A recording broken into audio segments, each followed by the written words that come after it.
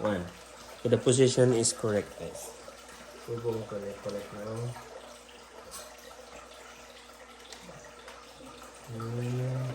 So it's very long, guys. See, as you can see until here. So you can connect this like that. Simple like that.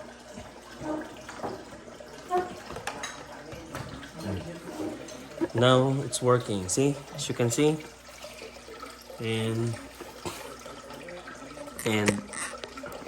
I'm going to remove my tripod for the meantime. And you can see it's 67. That's Fahrenheit. It's Fahrenheit. It's Fahrenheit. So 67 means 67 the set. But we're going to press this. So as you can see, guys, 79, 77.